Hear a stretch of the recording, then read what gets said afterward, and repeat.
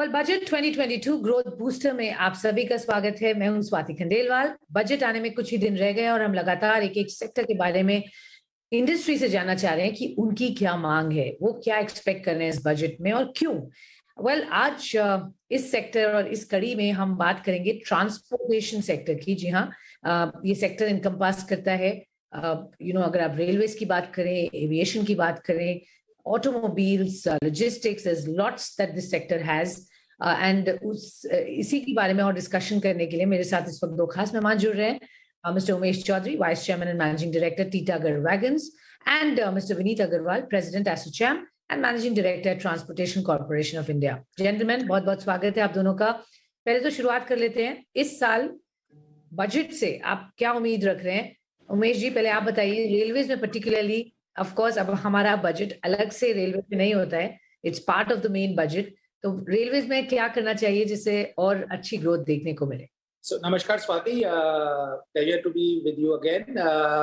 सो आपने इस साल के बजट एक्सपेक्टेशंस के बारे में पूछा, तो इस साल का जो बजट है वो एक अलग ही महत्वपूर्णता रखता है, क्योंकि इस साल कोविड महामारी के बाद ये प्रथम बजट है जिसमें इकोनॉमिक रिवाइवल के दिशा में सरकार बहुत सारे ठोस कदम उठाने की हमारी आशा है। और दूसरा, जो सरकार ने, प्रधानमंत्री जी ने जो गति शक्ति योजना का एक अनाउंसमेंट किया था, जिसमें कि लॉजिस्टिक्स के तरफ और रेल लॉजिस्टिक्स के तरफ एक बहुत विशेष उनका एक फोकस रहेगा, उसको मद्देनजर रखते हुए भी ये रेल बजट बहुत अहमियत रखता है। मेरी ये एक्सपेक्टेशन है कि रेलवे ने लास्ट 5-6-7 सालों में बहुत इंफ्रास्ट्रक्चर या कैपेसिटी क्रिएशन के तरफ बहुत इन्वेस्ट किया है। रेल लाइन को एक्सपैंड किया गया है, सिग्नलिंग नेटवर्क को एक्सपैंड किया गया है। सो ये सब जो है ये कैपेसिटी क्रिएशन है। अब उस कैपेसिटी को यूटिलाइजेशन करने का वक्त आ गया है, जिसके लिए उन्हें रोलिंग स्टॉक बहुत ऐड करने की आवश्यकता है। रेलवे के पास लगभग आज के दिन 3 लाख वैगन्स अवेलेबल हैं और वो 1.2 बिलियन टन ट्रैफिक कैरी करता है, जो हम लोगों की एक आशा है कि रेलवे इसको डबल करने की दिशा में आगे बढ़ेगा। और उसे डबल करने के लिए उसे रोलिंग स्टॉक में मॉडर्नाइज भी करना पड़ेगा, पुराने रोलिंग स्टॉक को फेज आउट भी करना पड़ेगा और काफी क्वांटिटी में इजाफा करना उनको चाहिए। ऑन दी अदर साइड, अगर हम पैसेंजर रोलिंग स्टॉक की बात करें, यानी इसकी बात करें, तो कोचेस में रेलवे की एक जो पुरानी टेक्नोलॉजी चली आ रही है, जो हम लोगों ने अभी देखा, एक बहुत ही दुखद घटना हुई जो रेल एक्सीडेंट हुआ, उसमें जो पुराने कोचेस के कारण नंबर ऑफ कैजुअलिटीज बढ़ जाती हैं, तो पैसेंजर रोलिंग स्टॉक में एक बहुत मॉडर्नाइजेशन की एक जरूरत है। और वंदे भारत ट्रेन उस दिशा में एक बहुत महत्वपूर्ण कदम था रेलवे का। लेकिन फ्यूचर में अगर रेलवे एल्यूमिनियम कोचेस की तरफ सोचे या कुछ मॉडर्न कोचेस की तरफ सोचे जिसमें सेफ्टी फीचर्स भी ज्यादा हो और कंफर्ट फीचर्स भी ज्यादा, तो मेरा ये मानना है कि एक ओवरऑल रेलवे बजट जो है वो इस साल की रेलवे बजट अगले कई सालों के लिए एक दिशा प्रदान करे। बहुत सारे इंटरेस्टिंग पॉइंट्स बोले। ऑफ कोर्स सेफ्टी की ध्यान रखते हुए मॉडर्नाइजेशन की तरफ बड़े इंफ्रास्ट्रक्चर बिल्ड करें रेलवेज का। विनीत, आपके पास आना चाहेंगे और आपसे समझेंगे एक्सपेक्टेशन इन पॉइंट ऑफ कैसे ट्रांसपोर्टेशन सिस्टम को इम्प्रूव किया जाए, बेहतर किया जाए, सीमलेस कनेक्टिविटी की तरफ बढ़े। What do you think should be the highlights of और एटलीस्ट पॉइंट्स दैट सरकार को फैक्टर इन करने चाहिए for this sector? Thank you Swati, it's a pleasure to be here. देखिए, रेलवे के अलावा जो लॉजिस्टिक सेक्टर के जो महत्वपूर्ण अंग है वो है रोड सेक्टर, साथ में आपका सीवेज भी है, इंक्लूडिंग कोस्टल शिपिंग जो इंडिया के लिए बहुत महत्वपूर्ण है, and of course the air sector. तो ये सब को लेकर के जो पूरा logistic sector as a whole है, उसके लिए जो एक्सपेक्टेशंस है वो काफी हाई है। एंड इसका सबसे मोस्ट इंपॉर्टेंट चीज है infrastructure. The key link to all the logistic sector is infrastructure. तो जो नेशनल इंफ्रास्ट्रक्चर पाइपलाइन बना है और जो साथ साथ जो एनएमपी नेशनल मोनेटाइजेशन प्लान है, वो ये दोनों का जो कोरिलेशन है कि हम एक तरफ कुछ जो पुराने एसेट्स को मोनेटाइज करें और उस पैसे से हम नए एसेट्स बनाएं जो नेशनल इंफ्रास्ट्रक्चर पाइपलाइन का पार्ट है. तो ये जब बनते रहेगा तो हमारा जो ओवरऑल कॉस्ट ऑफ लॉजिस्टिक्स है हमारे देश में वो काफी हाई है, और इसको नीचे लाना बहुत जरूरी रहेगा कंपैरेटिवनेस के लिए. चाहे हम एक्सपोर्ट कंपैरेटिवनेस के लिए बात कर रहे हैं या डोमेस्टिक इंडस्ट्री की कंपैरेटिवनेस के बारे में बात करेंगे, तो लॉजिस्टिक्स कॉस्ट को नीचे लाना बहुत जरूरी है. तो इसके साथ में जब ये इंफ्रास्ट्रक्चर एक्सपेंडिचर होगा तब हम देखेंगे कि जो हमारा आज हम वर्ल्ड में नंबर 44 है लॉजिस्टिक्स परफॉर्मेंस इंडेक्स में.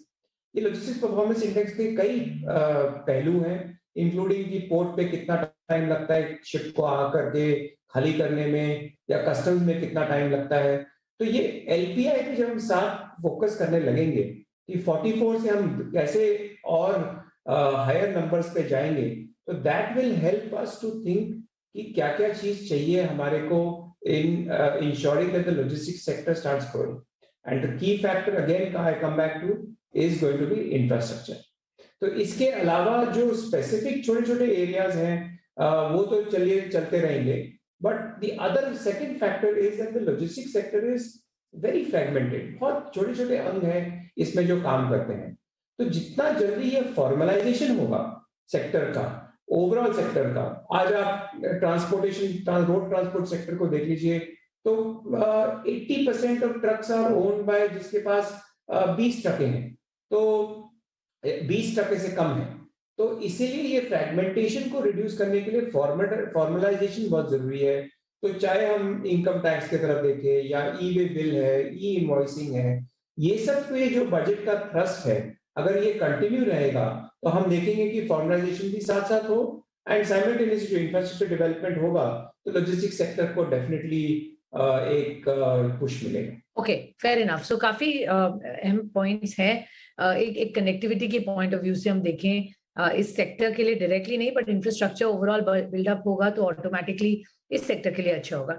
इस बार सप्लाई चेन कंस्ट्रेंट्स बहुत रहे हैं और आई थिंक जो शॉर्टेज देखी गई है, चाहे कंटेनर अवेलेबिलिटी की हो all over the world, India also bore the Brunt. क्या आपको लगता है वहां पर काम करने की जरूरत है, उनको इंसेंटिवाइज किया जाए, प्राइवेट प्लेयर्स को बड़े रूप में यहाँ इन्वॉल्व किया जाए? किस तरह से सरकार को इन पॉइंट्स पर फोकस करना चाहिए और maybe give out some PLI schemes, for example, in this direction? The number one word that has been there in this pandemic is supply chain. Supply chain जो है हम देखें कि इसका जो नेगेटिव इम्पैक्ट है और जो पॉजिटिव इम्पैक्ट दोनों we felt it during the pandemic. और नेगेटिव इम्पैक्ट ये रहा कि एक साथ पे सडनली डिमांड आ गया. जब डिमांड आया तो सप्लाई चेन में वो रिस्पॉन्स करना हर लेवल पे बहुत टाइम लगा, और टाइम लगने से कुछ हद तक इन्फ्लेशनरी भी रहा जैसे हम देख रहे हैं, और कुछ हद तक एरियाज में शॉर्टेजेस हो गए बिकॉज डिमांड बढ़ गया. तो यहाँ जैसे आपने कहा कि कंटेनर की शॉर्टेज हो गई, इसके अलावा कुछ फिजिकल चीजों की शॉर्टेज हो गई, जैसे कंटेनर बाय इटसेल्फ की शॉर्टेज हो गई. मैंने एसोचैम में हमने मिनिस्टर साहब को करीब 1.5 साल पहले हमने बताया था कि we should start manufacturing containers in India. And we should incentivize that, and that has happened fortunately, and the government has taken action, and कई कंटेनर मैन्युफैक्चरिंग अभी चालू हो गए. और अभी इसमें बहुत काम बाकी है क्योंकि हम 95% ऑफ कंटेनर्स हम चाइना से इंपोर्ट करते हैं आज. तो ये एक सेक्टर रहेगा, जैसे इसमें इंसेंटिव बढ़ेगा हम देखेंगे कि कंटेनर ऐड होंगे not just for international market but also for domestic markets. तो इसके अलावा सप्लाई चेन्स में और भी कई चेंजेस आए हैं. एक बहुत बड़ा चेंज है कि हम और आप कैसे कंज्यूम करते हैं. हमारा जो कंजम्पशन पैटर्न है वो ऑमनी चैनल हो गया है. हम एक चैनल से नहीं खरीदते, कभी हम ऑनलाइन खरीदते हैं, कभी हम ऑफलाइन खरीदते हैं. इसका मतलब जो बैक एंड में सप्लाई चेन है उसको वैसे ही एडजस्ट करना पड़ता है कि हम अब फैक्ट्री से एक वेयरहाउस जा रहा है, वेयरहाउस से पहले दुकान जाता था, डिस्ट्रीब्यूटर से दुकान जाता था, अब वेयरहाउस से सीधा ई रिटेलर के पास जाता है और वो ई रिटेलर आपको घर पे पहुंचाता है. तो ये एक और बहुत बड़ा चेंज है amongst of course many other aspects that is affecting the supply chain and the changes that are required. Okay sure. So सरकार का थोड़ा फोकस हो और भी मैन्युफैक्चरिंग को पुश करने का, जहां तक कंटेनर्स की बात है किया भी है और काम करने की जरूरत है। उमेश, मैं आपके पास आना चाहूंगी from the railway stand point.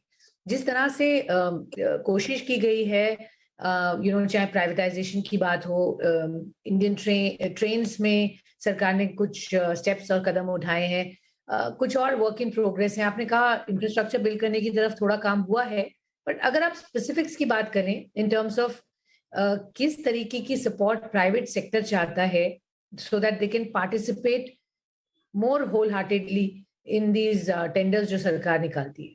जी, अगर आप ऑपरेशंस की तरफ बात कर रहे हैं कि ये जो प्राइवेट ट्रेन ऑपरेशन के लिए एक स्कीम निकाला गया था जो कि फिर रेलवे ने ड्रॉप कर दिया क्योंकि उसमें थोड़ा रिस्पांस पुअर था, या प्राइवेट फ्रेट ट्रेन ऑपरेशंस जो हैं, तो फ्रेट ट्रेन ऑपरेशंस काफ़ी हद तक सक्सेसफुल हो चुके हैं, लेकिन अगर पोटेंशियल देखी जाए उसकी तो पोटेंशियल उससे बहुत कई गुना ज़्यादा है। और उसका एक बहुत एक महत्वपूर्ण अंश है रेगुलेटर का। जो प्राइवेट सेक्टर इंडस्ट्री जो ऑपरेटर्स हैं, चाहे वो पैसेंजर ट्रेन ऑपरेशंस के लिए या फ्रेट ट्रेन ऑपरेशन के लिए, वो एक इंडिपेंडेंट रेगुलेटर की मांग बहुत सालों से कर रहे हैं ताकि उनकी जो टैरिफ फिक्सेशन है या लेवल प्लेइंग फील्ड जिसे कहा जाता है वो दी जा सके। मेरे हिसाब से अगर सरकार उस दिशा में अगर कोई ठोस कदम उठाती है, जो कि अनाउंसमेंट हो चुका है लेकिन अब उसे इम्प्लीमेंटेशन की ओर ले जाना जरूरी है, तो प्राइवेट इन्वेस्टमेंट इन रेलवे इंफ्रास्ट्रक्चर उससे काफी बूस्ट मिल सकता है। जहां तक प्रोक्योरमेंट का सवाल है, जो रोलिंग स्टॉक है और बाकी जो कंपोनेंट्स है, उसमें हम लोगों की ये रिक्वेस्ट रही है रेलवे से कि एक विजिबिलिटी हो, क्योंकि मैन्युफैक्चरिंग इंडस्ट्री, जैसा कि विनीत ने कहा, मैन्युफैक्चरिंग कंटेनर्स की शॉर्ट हो गई थी, उसी तरीके से बाकी जितने भी रोलिंग स्टॉक हैं उनकी कैपेसिटीज को सरवाइव कराना या ग्रो कराना एक प्राथमिकता सरकार की है और होनी भी चाहिए। और उसको करने के लिए visibility of demand for at least 3 to 5 years is very very important। ये switch on switch off industry नहीं है। मैन्युफैक्चरिंग इंडस्ट्री एक लॉन्ग टर्म पर्सपेक्टिव से लगाई जाती है। उसके जो फिक्स कॉस्ट्स हैं, जो लेबर रिक्रूटमेंट्स हैं, वो सारे के सारे लॉन्ग टर्म बेसिस पे की जाती है।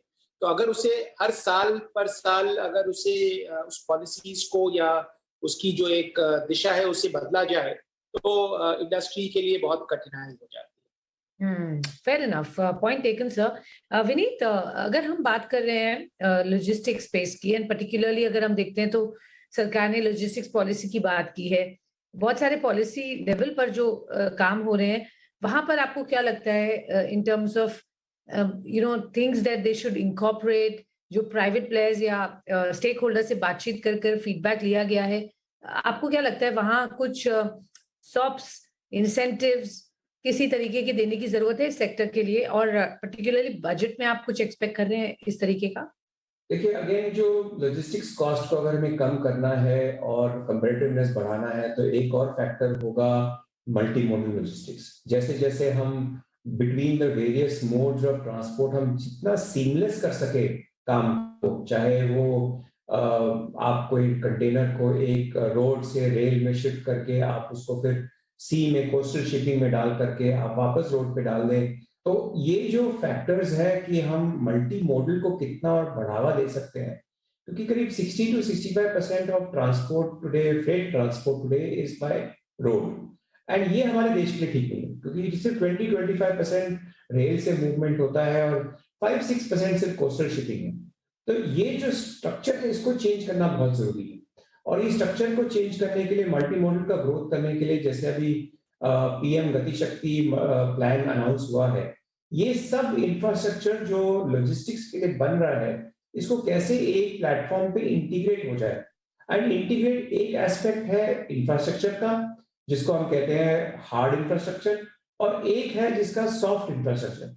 सॉफ्ट इंफ्रास्ट्रक्चर जैसे कि डॉक्यूमेंटेशन है या आपके जो पॉलिसीज है, चाहे सिंपल पॉलिसी लाइक इंश्योरेंस है, और आप इसको कैसे सीमलेस बना सकते हैं यूजिंग अ डिजिटल प्लेटफॉर्म।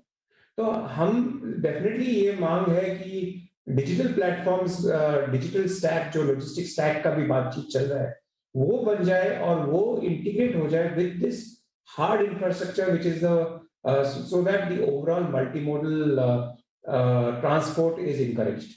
ये करने से हम देखेंगे कि काफी इम्प्रूवमेंट होगा और अल्टीमेटली जो हमारा थॉट प्रोसेस है कि अगले 3-4 साल 5 साल में लॉजिस्टिक्स कॉस्ट इंक्रीज नहीं हो बट घटने लगे।